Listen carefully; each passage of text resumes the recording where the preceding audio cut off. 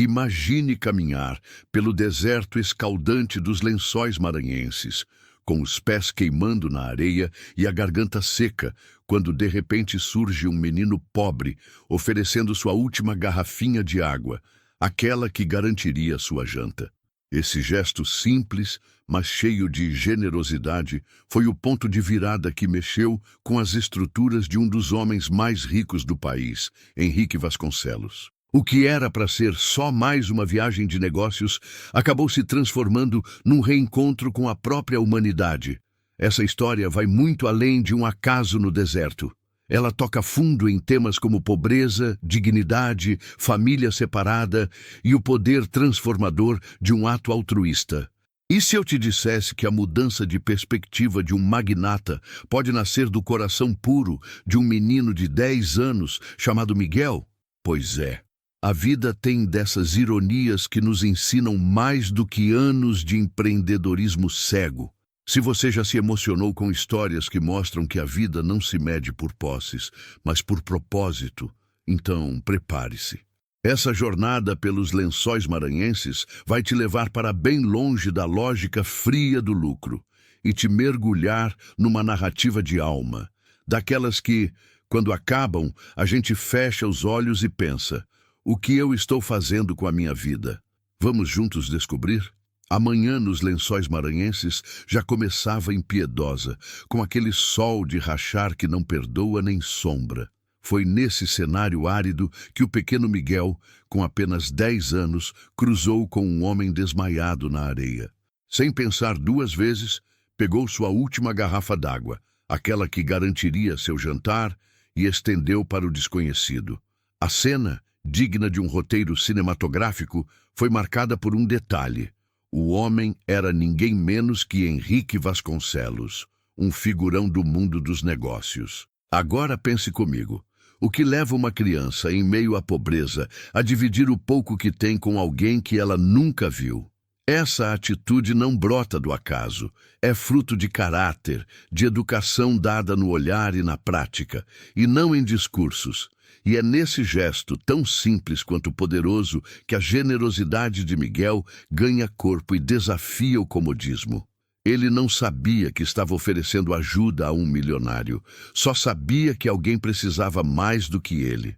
Henrique, ao abrir os olhos e beber aquela água como se fosse um elixir divino, jamais imaginaria que seu mundo corporativo, feito de cifras e reuniões, fosse tremer por causa de um garoto de pés descalços. Mas ali, naquele calor escaldante, não havia CEO, resort ou planilha que valesse mais do que a vida salva. A história mal tinha começado, mas Miguel já havia dado a primeira lição. O valor da vida não está no bolso, está no coração. Com Henrique ainda se recuperando, Miguel decidiu levá-lo até sua casa, uma casinha simples cravada na vila de Barreirinhas, onde mora com a avó doente, a firme e sábia Dona Francisca. Ao abrir a porta, o contraste entre o homem de roupas caras cobertas de areia e o ambiente rústico da sala quase parou o tempo. Dona Francisca, com aquele olhar que atravessa fachadas, não perdeu tempo. "Quem é esse homem, Miguel?" perguntou com aquela firmeza típica de quem a vida ensinou a não confiar fácil. A verdade é que, no sertão, confiança se conquista com o tempo e não com palavras bonitas. Dona Francisca, embora desconfiada, tinha o coração moldado por valores sólidos e, por isso, acolheu o forasteiro. E que acolhimento! Café passado na hora, cadeira de madeira na varanda e um silêncio respeitoso que dizia muito mais do que um "seja bem-vindo". Aquela casa, com suas rachaduras nas paredes e cheiro de erva doce, respirava dignidade. Henrique, acostumado a recepções 5 estrelas e salas de reunião com vista panorâmica, se viu pela primeira vez desconcertado. O que aquela senhora tinha de simplicidade, tinha também de imponente. Naquele lar onde se vivia com pouco, havia uma riqueza que dinheiro nenhum compra: laços, respeito e humanidade.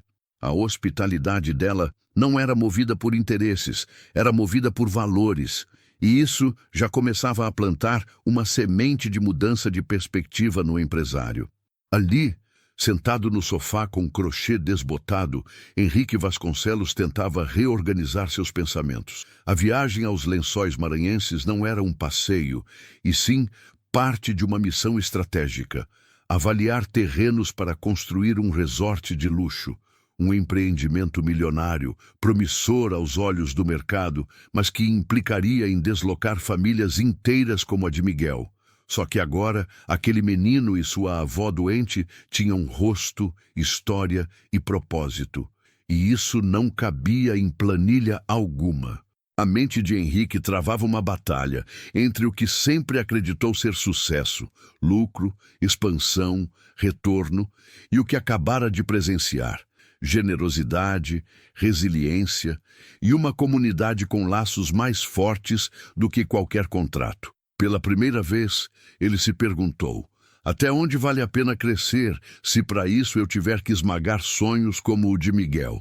Essa pergunta, simples e direta, parecia ecoar mais alto que os conselhos de sua equipe de executivos engravatados. E é curioso como um gesto despretensioso pode virar um divisor de águas. Aquele copo d'água oferecido no deserto se transformou em metáfora de um outro tipo de empreendedorismo, o que olha para o ser humano antes de olhar para o terreno. O conflito era claro: seguir com o projeto e ignorar o impacto ou assumir a responsabilidade social que seus privilégios exigiam. E aí, meu amigo, começou o verdadeiro dilema do Henrique.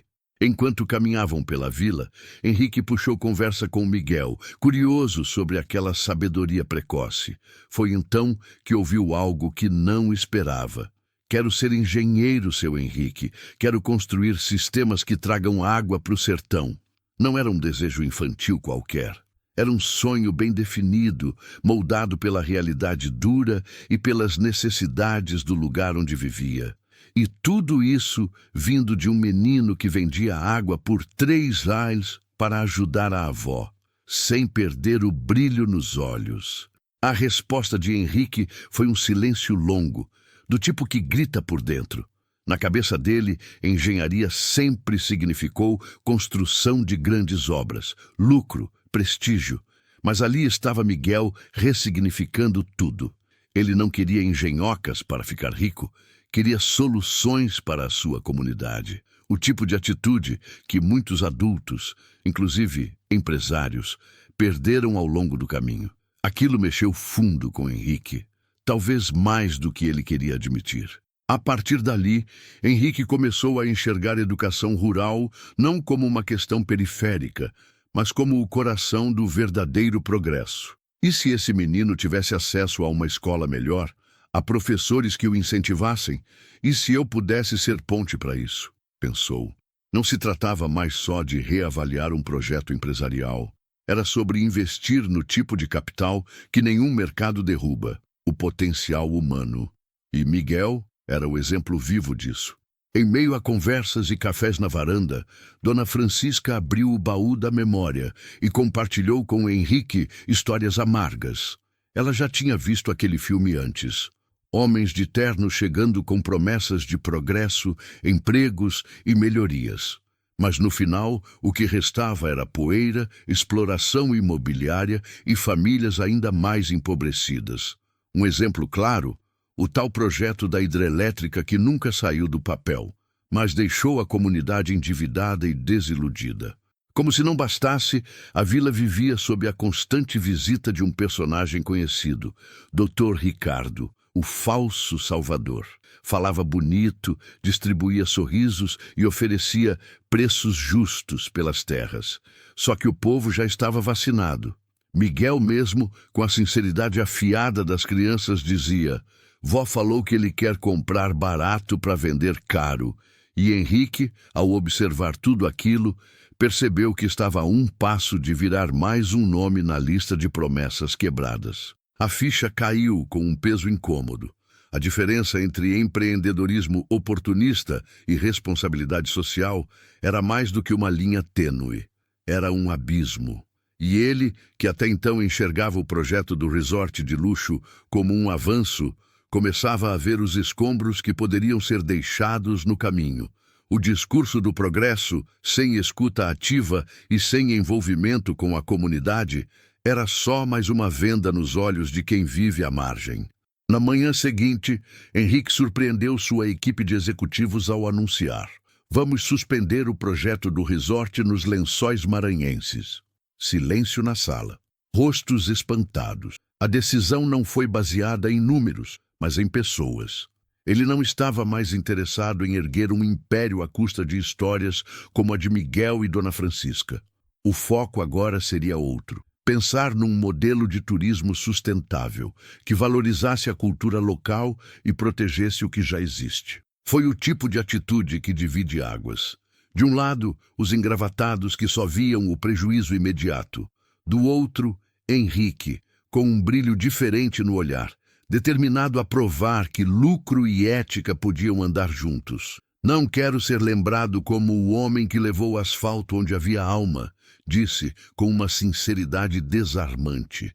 A mudança de perspectiva não era só sobre negócios, era sobre o legado que queria deixar. O novo plano começou a tomar forma.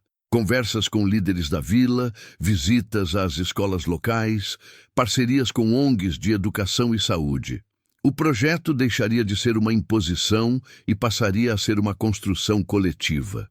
Henrique percebeu que o verdadeiro luxo não estava em suítes com vista para as dunas, mas em viver com dignidade, em poder tomar um café passado por Dona Francisca e ouvir os sonhos de um garoto chamado Miguel sem pressa. Mas Henrique não parou por aí. Tocou fundo em sua consciência a ausência dos pais de Miguel, que haviam partido para São Paulo há anos em busca de uma vida melhor e nunca mais deram notícias. Aquilo ficou martelando na cabeça dele como um débito emocional. Usando seus contatos, colocou uma equipe para investigar com discrição. Afinal, uma família separada não deveria ser um fim de história, mas um ponto de retorno. E ali, Henrique estava disposto a ser o elo perdido. Enquanto isso, na vila, Miguel vivia na esperança silenciosa de que os pais voltariam. Dizia pouco, mas esperava muito. Quando a notícia chegou de que seus pais estavam vivos, com uma irmãzinha que ele nem sabia que existia, Henrique decidiu. Faria o reencontro acontecer como um presente, sem alarde, mas com tudo que aquela família merecia. Foi um gesto silencioso, mas com o poder de reescrever destinos. E tudo começou com um copo d'água no deserto. Essa jornada de reconexão familiar foi um divisor não só para Miguel, mas para Henrique também. Ele entendeu que o verdadeiro empreendedorismo não é aquele que lucra, mas o que reconstrói pontes, une lares e gera impacto de verdade. E ao ver a emoção nos olhos de Dona Francisca, soube que estava no caminho certo. Afinal, que valor tem um projeto milionário se a alma das pessoas ao redor for deixada para trás? A saúde de Dona Francisca já dava sinais de desgaste fazia tempo. Pressão alta, dores constantes, cansaço que não era só da idade, mas da vida. Miguel, atento como sempre, fazia o que podia. Chás caseiros, cuidados com as economias da venda de água e orações todas as noites. Quando Henrique Vasconcelos viu os remédios genéricos na prateleira e ouviu que não temos dinheiro para tratamento de verdade, ele soube que não podia mais se omitir. No dia seguinte, Henrique mobilizou médicos voluntários e levou Dona Francisca até São Luís, capital mais próxima, para exames e tratamentos adequados. Foi a primeira vez que aquela senhora viu um cardiologista em anos. Ela relutou no início, orgulho de matriarca, mas aceitou ao ouvir de Miguel: "A senhora precisa ficar bem por mim." O gesto, mais do que uma ajuda médica, foi um resgate de dignidade. Era dizer: "Você importa, sua vida vale."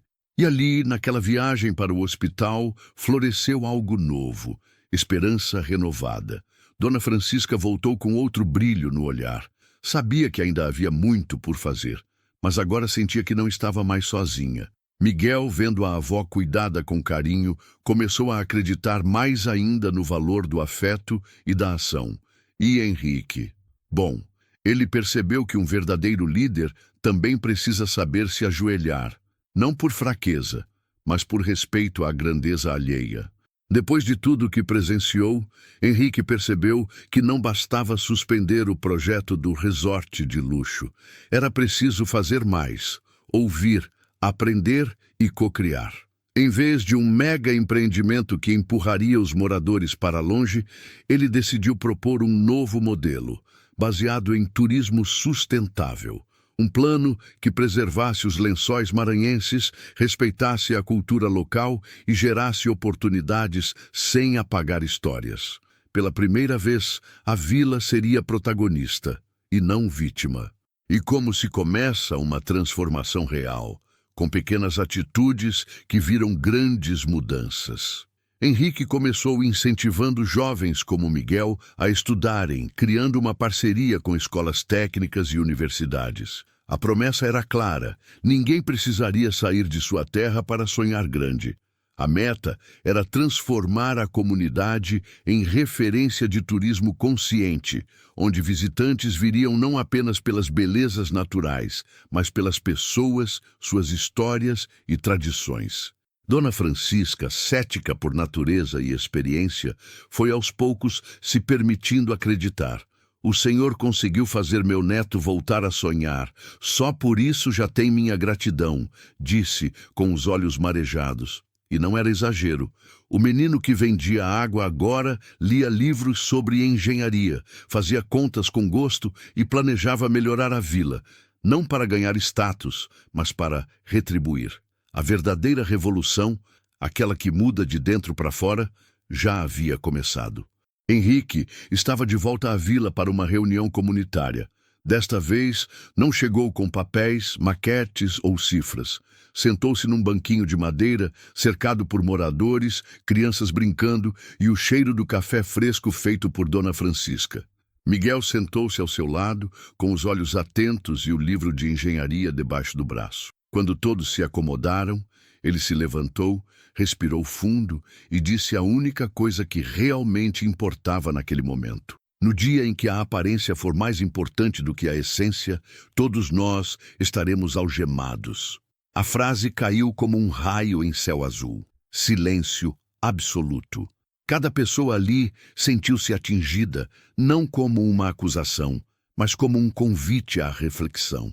Porque era verdade. Durante muito tempo, valorizaram mais as promessas do que os gestos, as fachadas do que os corações. E agora tinham diante de si um exemplo vivo de que mudança é possível, desde que venha de dentro. Henrique não precisava dizer mais nada. Aquela frase ficou ecoando na cabeça de todos, inclusive na dele, porque ele também foi prisioneiro da aparência por muito tempo. Mas Miguel o libertou com um gole d'água e um sorriso puro. E Dona Francisca completou o resgate com sua dignidade silenciosa. A vila não seria mais vista como espaço de oportunidade fácil para incorporadoras. Agora era lar, símbolo de resistência e palco de uma nova forma de fazer empreendedorismo, com alma. E agora me diga com sinceridade, quantas vezes você já deixou a essência de lado só para manter as aparências? Quantas oportunidades de fazer o certo foram trocadas por conveniências? A história de Miguel, Henrique Vasconcelos e Dona Francisca não é só emocionante, ela é um espelho, um lembrete de que todos temos o poder de virar a chave, de transformar ambição em ação consciente e de fazer da nossa jornada um instrumento de mudança. Você está esperando o quê para começar sua própria transformação? Talvez não seja com milhões, nem com um resort, mas pode ser com uma atitude simples: ouvir mais, julgar menos, agir com responsabilidade social. Que tal ajudar alguém hoje sem esperar nada em troca?